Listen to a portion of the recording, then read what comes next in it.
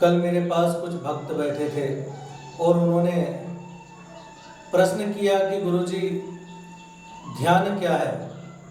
मैंने कहा कि भैया ध्यान मैं करता तो नहीं हूँ, लेकिन रखता जरूर हूँ।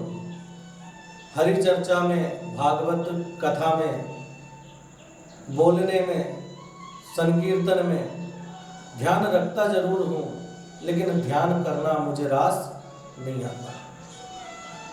लेकिन ध्यान एक नियम है। हम जिस देवता का ध्यान करते हैं उस देवता के गुण, उसकी ऊर्जा हमारे अंदर आती है। रामचरितमानस में बताया गया कि रावण की जब सेना क्षय होने लगी तब उसने कुंभकर्ण को उठाया और उसे संपूर्ण वृत्तांत सुनाया।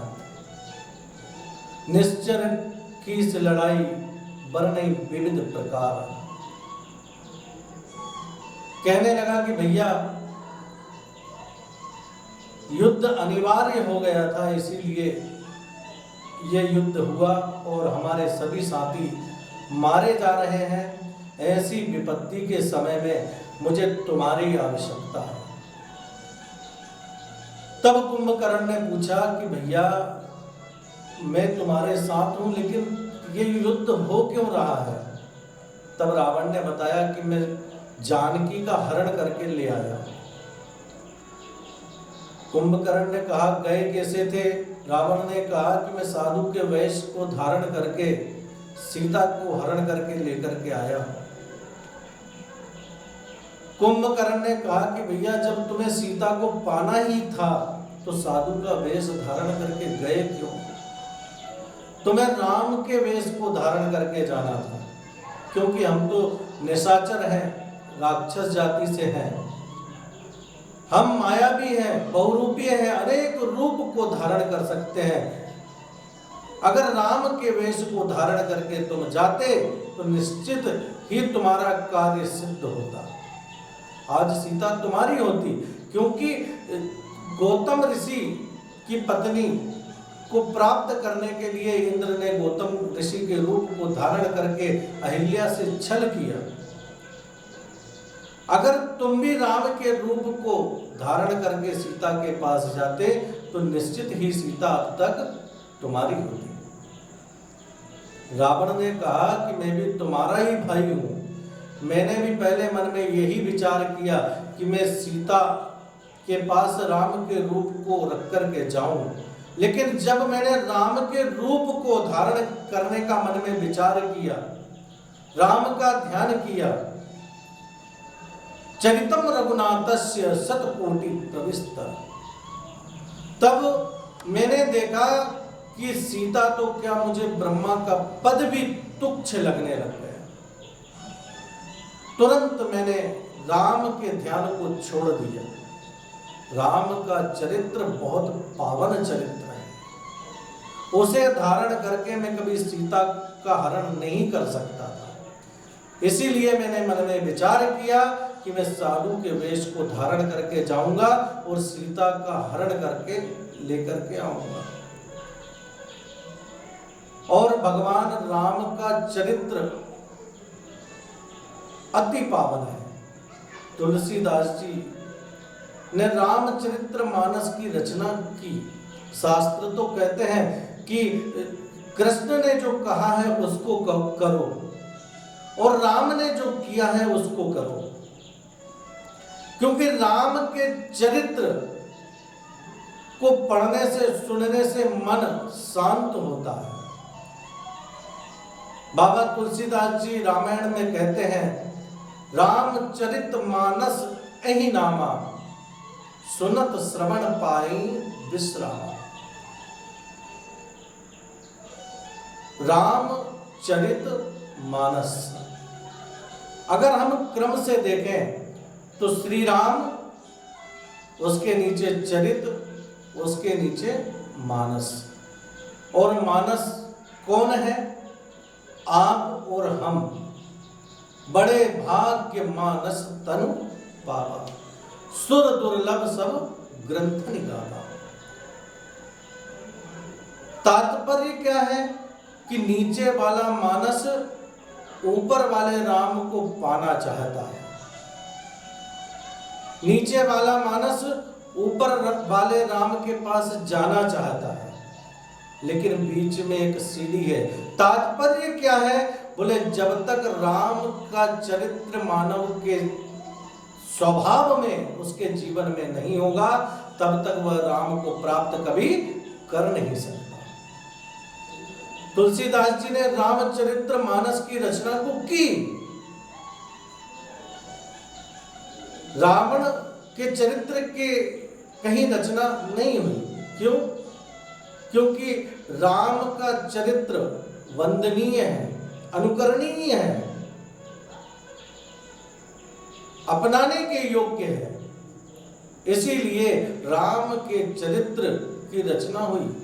और रावण का चरित्र भी विशेष है। रावण भी कोई तुच्छ नहीं था। रावण के अगर चरित्र को हम उठा करके देखें तो रावण बहुत बड़ा विद्वान था। उसे शिक्षा देने के लिए स्वयं ब्रह्मा जी आते थे घर पर पढ़ाने के लिए। आजकल हम जो अपने बच्चों को पढ़ाने के लिए शिक्षक रखते हैं, जो घर पे आते हैं, ट्यूटर कहते हैं, ऐसे ही ब्रह्मा जी भी ब्रह्मलोक से चारों वेद अपने कांख में दबा करके और लंका रावण को पढ़ाने के लिए आते थे। दरवाजे पर आकर के कहते थे, भैया रावण पढ़ लो। रावण का मन होता था तो पढ़ता था, और नहीं तो कह देता था कि आज मेरा मन नहीं है, आप बाद में आना। तब वहां से ब्रह्मा जी चले जाते थे। तो जिसका गुरु स्वयं ब्रह्मा हो, उसके पास बुद्धि की कभी कमी हो नहीं सकती। बल में अगर हम देखें तो चलत बिरंच डोलत अग्नि। जब रावण चलता था तो एक बार धरती भी डोल जाती थी। धन को अगर हम देखें तो कनक कोट विचित्र मणिकत सुंदरता यतना घना। जिसके पास सोने की लंका हो, वो धन में कभी पीछे होगा क्या? नहीं होगा। अर्थात धन भी बहुत था। और पुत्र पौत्र कोई भी हम देखें तो उसमें भी वह धनवान था। एक लख पूत सवा लख नाती।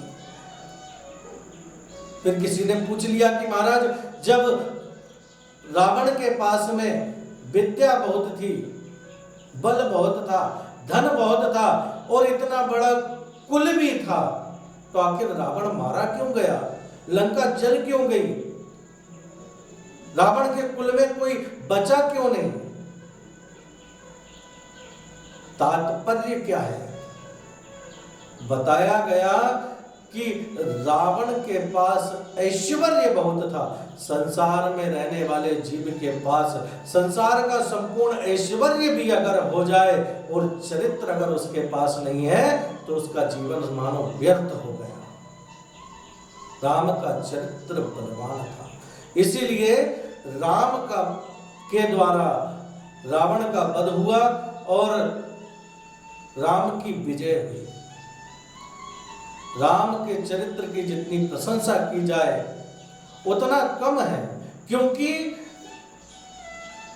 हम तो भारत के रहने वाले हैं, राम की पूजन को करते हैं, राम को मानते हैं, राम की प्रशंसा करते हैं और राम की कथा भी कहते हैं। हम राम की प्रशंसा करें वो तो चलेगा, लेकिन राम का, मेरे प्रभु का चरित्र इतना पावन है कि उनके चरित्र की प्रशंसा उनका दुश्मन भी किया करता है। एक बार सुलोचना अपने पति मेघनाद का जब वध हुआ तो उसकी भुजा के द्वारा लिखे हुए संदेश को लेकर के रावण के पास गई। जाकर के कहा कि पिताजी, मैं अपने पति के साथ सती होना चाहती हूँ। भुजा के द्वारा संदेश लिखा गया है और उनका सिर राम के पास है। जब तक सिर नहीं होगा तब तक मैं सती हो नहीं सकती। तो मैं अपने पति का सिर लेने के लिए राम के दल में जाना चाहती हूँ। रावण ने जैसे ही सुना और अनुमति दे दी। मंत्रियों ने पूछा, आपने ये गलत किया, क्यों गलत किया? बोले, आपकी पुत्र वधू अभी युद्ध चल रहा है, उस बीच में राम के दल में जा रही है। अगर उन्होंने, राम ने सुलोचना को बंदी बना लिया और कहा कि अगर तुम हमारी भार्या को जब मुक्त करोगे तब हम तुम्हारी पुत्र वधू को छोड़ेंगे, तो युद्ध तो महाराज अभी ही समाप्त हो गया, फिर युद्ध होना ही नहीं है, आप जीतने ही नहीं हो। रावण सुनते ही कहने लगा, नहीं, ऐसा कभी नहीं हो सकता। रावण को क्रोध आया, गुस्सा आई, दोनों हाथ सिंहासन पर पटक करके बोला कि वह तपस्वी मेरी पुत्र वधू को कभी बंदी बना नहीं सकता। क्यों बना नहीं सकता?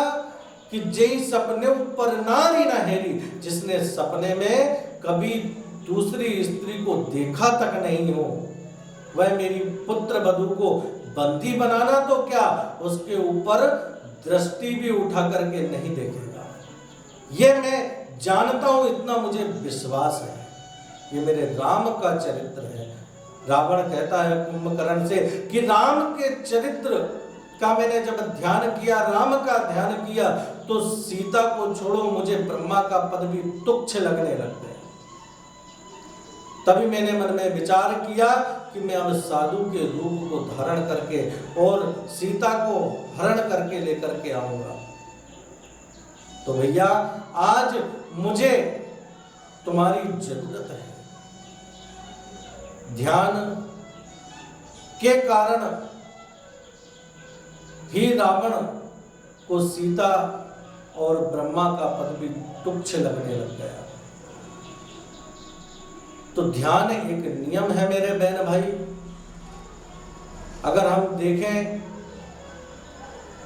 तो अभी कलयुग की चर्चा ज्यादा आगे नहीं जाए तो रामकृष्ण परमहंस जी कलकत्ता में हनुमान जी का जब ध्यान लगाया और उसमें डूबते चले गए, तो बताया जाता है कि उनके पीठ से भी पूंछ निकल रही हो, ऐसा आभास होने लगा।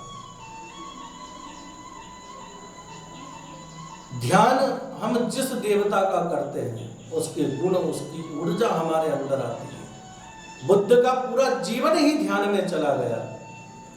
ओशो ने भी ध्यान को प्रधान माना। तो ध्यान के द्वारा परमात्मा की प्राप्ति होती है, उनकी ऊर्जा, उनका बल हमारे अंदर प्रविष्ट होता है।